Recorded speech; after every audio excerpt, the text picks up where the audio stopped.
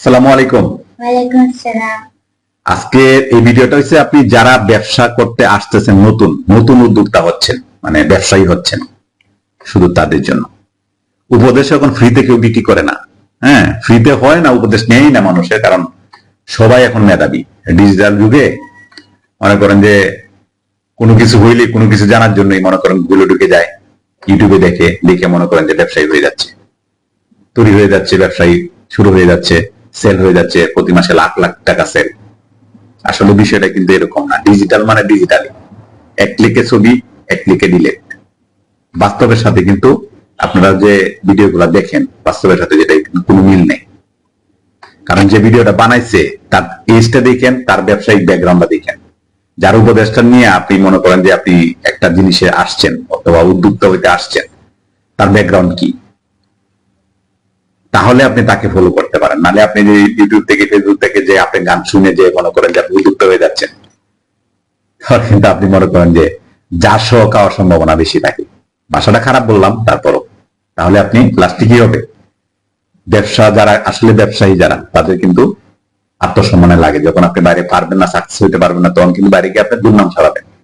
ব্যবসা থেকে তখন আপনার চাকরি যখন ভালো লাগবে না, তখন যাবেন আপনি বিদেশে। তখন কিন্তু আপনি আপনার সার্কেলটা নষ্ট করবেন যে এটা এটা করো না, আপনি পারেন নাই, আর 10টা সার্কেলকে নষ্ট করবেন। এই কারণে আপনার উপদেশ দেওয়া থাকবে, আপনি যে পারবেন না, পারার আগে অবশ্যই যে প্রোডাক্টটা নিয়ে আপনি বাজারে আসবেন, সেই প্রোডাক্টটা মিনিমাম 2 বছর আপনি বাজারে যাচাই করবেন।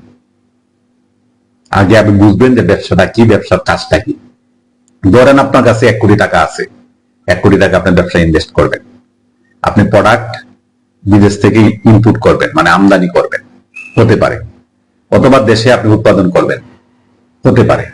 এটা কিন্তু ব্যবসার মধ্যে, ব্যবসার কিন্তু মূলধন না, এটা কিন্তু ব্যবসায়ী এর মধ্যে না। আপনাকে তো এস্টাবলিশ করার কোনো কারণ নাই। বিদেশ থেকে মাল ইনপুট করেন মানে আপনি অনেক কিছু করে ফেলাইবেন, অথবা করে ফেলাইছেন, বিষয়টা কিন্তু না। 1 কোটি টাকা, 2 কোটি টাকা, 5 কোটি টাকার আপনি ইনভেস্ট করলেন। উদাহরণ দিলাম নতুন উদ্যোক্তাদের জন্য। দেশেও কোনো একটা প্রোডাক্ট মনে করেন যে আপনি উৎপাদন করলেন, সেই প্রোডাক্টটা আপনি উৎপাদন করলেন, 20 টাকা খরচ করে, 2 কোটি 5 কোটি টাকা খরচ করে আপনি উৎপাদন করলেন। এটাও কিন্তু না। ব্যবসার মূল হয়েছে আপনার সেল। ব্যবসা যদি আপনি টিকাইতে চান অথবা ব্যবসায়ী হইতে চান, আপনাকে সেলটা আগে জানতে হবে। হ্যাঁ, সেল, আপনার কাস্টমার ক্রিয়েট করে সেল করা, কাস্টমারকে কনভিন্স করা, কাস্টমার কাছে সেল করা, এটা হচ্ছে মূল কাজ হচ্ছে ব্যবসায়ীদের। আপনি যত টাকা ইনভেস্ট করেন, 1000 কোটি, 2000 কোটি, 5000 কোটি, 500 টাকা, 100 টাকা, আপনাকে যে প্রোডাক্টটা আনেন সেটা আগে সেল করতে হবে। এবং সেলের মধ্যে আপনার লাভটা ইনশিওর করতে হবে।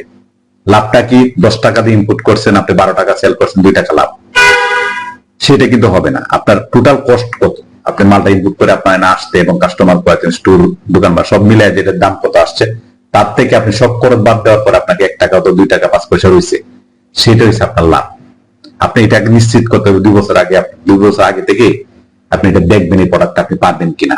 আপনি ব্যবসা শুরু করার পরে যদি আপনি যাচাই করতে যান, তাহলে আপনি 1000 কোটি টাকা কি 1 লাখ কোটি টাকা ইনভেস্ট করতে গেলেও আপনি প্রোডাক্টে টিকতে পারবেন না, আপনি ব্যবসা টিকতে পারবেন না, আপনি প্রোডাক্ট নিয়ে বাজারে পারবেন না।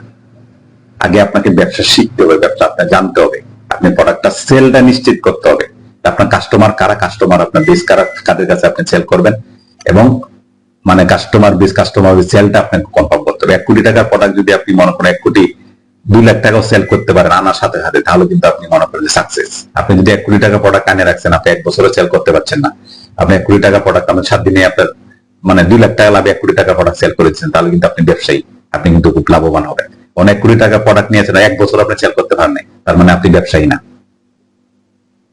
আপনার ব্যবসা হচ্ছে সেলের উপর নির্ভর করবে। যে দামে কিনছেন তার থেকে যদি 2 পয়সা লাভে আপনি সাথে সাথে বিক্রি করে দিতে পারেন, সপ্তাহের মধ্যে আপনি সেল গুদাম খালি করে দিতে পারেন, তাহলে আপনি ব্যবসায়ী।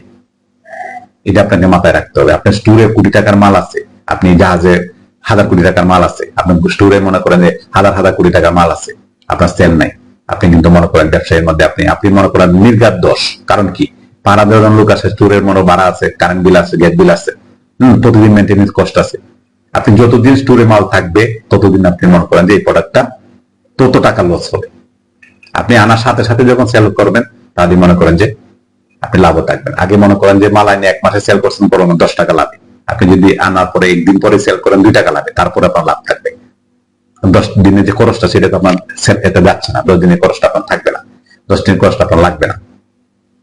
তাহলে আপনি ব্যবসায় আসার আগে আপনি কত কোটি টাকার মালিক, কোন দেশ থেকে মাল ইম্পোর্ট করেন, কোথায় থেকে আপনি মনে করেন যে আপনি কাপড় ব্যবসা করেন অথবা যে ব্যবসা করেন শাড়ি অথবা আপনি চামড়ার ব্যবসাও করতে পারেন। হ্যাঁ, কাস্টমার লাগবে, কিন্তু আপনার সেল থাকতে হবে। আপনি যে ব্যবসাতে যান, ব্যবসার লাইনে যদি লাগেন তাহলে আপনাকে সেল নিশ্চিত করতে হবে। আপনি যদি সেল নিশ্চিত না করতে পারেন, আপনি যে প্রোডাক্টের ব্যবসা করেন, সেটা সুতা হোক আর ডায়মন্ডের হোক, হ্যাঁ, জাহাজের হোক অথবা নৌকার হোক, সেটা আপনাকে সেলটা নিশ্চিত করতে হবে। সেল যদি আপনার না থাকে তাহলে আপনি ব্যবসা করে আপনি ব্যবসায়ী না। আগে সেল নিশ্চিত করতে হবে। আপনার প্রোডাক্টের গোডাউনের মধ্যে আপনি বড় বিশাল অফিস, মনে করেন যে 500 জন স্টাফ, হ্যাঁ, প্রতি মাসে স্যালারি দেন 20 লাখ টাকা, প্রতি মাসে স্যালারি দেন 2 কোটি টাকা, আপনার সেল নাই, প্রতি 2 কোটি টাকার প্রতি সেল নাই, শুধু মাল পড়ে রয়েছে, এক মাসের বেতন দিয়ে পরের মাসে আপনি বেতন দিতে পারবেন না। আপনি প্রচুর সেল আছে, মনে করেন যে আপনার মাল উৎপাদন করে দিতে পারছেন না, 4 মাসের বেতন যদি আপনি না দিতে পারেন, সমস্যা নাই, টাকা যখন আসবে 6 মাসের বেতন একসাথে দিয়ে দিতে পারবেন। এরকম দেখবেন অনেক গার্মেন্টস ও ইন্ডাস্ট্রি দেখবেন যে 5 মাস 4 মাস 6 মাস ধরে স্যালারি দিতে পারে না। কেন কি? তারা উৎপাদনে আছে এবং মাল পাঠাইছে, তাদের বিলটা আসে নাই। বিল আসা দেখা গেলে যে 2 বছরের বেতন দিতে পারবে, এই বিল তাদের ব্যাংক অ্যাকাউন্টে থাকে। কারণ কি? সেল আছে। সেল থাকলে কিন্তু তার স্যালারি দিতে সমস্যা নাই। সেল না থাকলে আপনার স্টোরে মাল আছে গোডাউন ভরা, হাজার হাজার কোটি টাকার মাল পড়ে রয়েছে, মাল পড়ে রয়েছে, আপনি কিন্তু আপনার কি আস্তে আস্তে সে কারেন্ট বিল দিতে পারবে না। আপনি gas bill, current bill maintenance কর, সেটাই দিতে পারবেন, কিন্তু আপনি দিতে পারবেন না। ঠিক আছে? তা আপনাকে আগে ওটা জানতে হবে। আপনি গাড়ির ব্যবসা করেন, স্বর্ণের ব্যবসা করেন, নৌকার ব্যবসা করেন অথবা চার ব্যবসা করেন, চার দোকানদার, যে জায়গা দিচ্ছেন সেটা যদি কাস্টমার না থাকে, চা কিন্তু গেটলি করে গরম করে রাখবেন, চা কিন্তু বিক্রি হবে না। কথা কি বোঝাতে পারছি? আগে সেল নিশ্চিত করবেন, যারা ব্যবসায়ীতে আসবেন আগে সেলটা নিশ্চিত করবেন, তারপরে ব্যবসায় আসবেন। আসসালামু আলাইকুম।